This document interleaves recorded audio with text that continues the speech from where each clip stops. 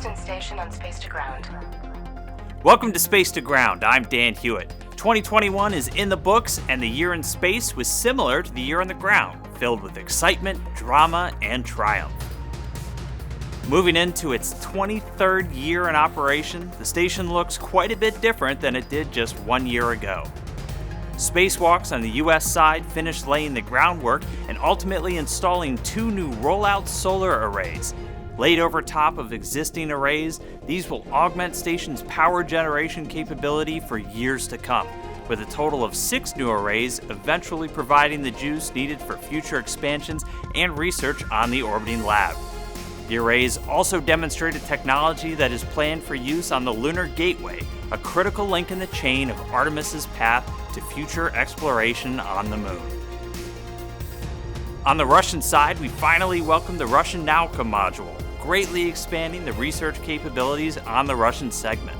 It ended up providing some unexpected drama when thrusters caused the station to lose attitude control until quick thinking by flight controllers and the astronauts returned everything to normal. And to close out the year, the new Pritchell module was attached to the bottom of Nauka, providing additional docking ports.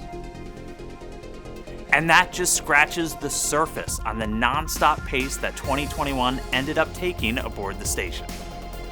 Throughout the year, we saw 5 crewed launches fly to the station, split between 2 on SpaceX's Dragon and 3 on the Russian Soyuz. 10 NASA astronauts, 6 Russian cosmonauts, 2 European astronauts, and 2 Japanese astronauts called the station home. We also saw 4 spaceflight participants visit station. Altogether, the crew performed 13 spacewalks and welcomed 8 cargo vehicles from Russia, Northrop Grumman, and SpaceX.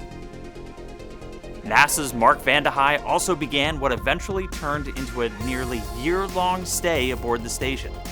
Set to return in early spring 2022, he'll come home the new record holder among U.S. astronauts for longest single spaceflight, surpassing the mark of 340 days set by Scott Kelly.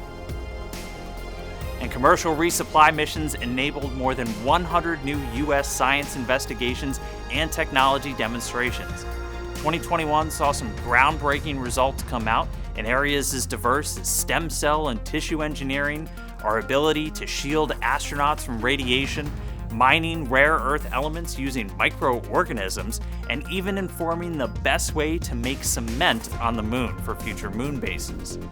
To get a deep dive on these and more, be sure to follow @ISS_research on Twitter and head over to nasa.gov/ISS-science, where the crack team in our program research office is constantly churning out news and imagery on everything science on the station.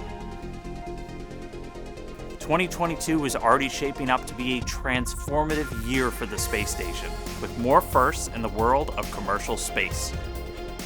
Targeting February 2022, the first all-private flight to the space station will take off with the Axiom 1 mission.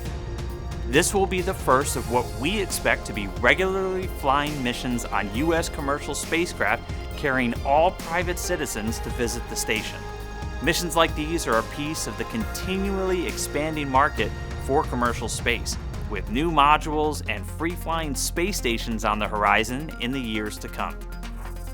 Our commercial crew provider Boeing will once again make a run to the station in the reflight of their orbital flight test mission, making a major stride towards bringing 2 independent U.S. crew-capable spacecraft online to deliver multinational astronaut crews to the station.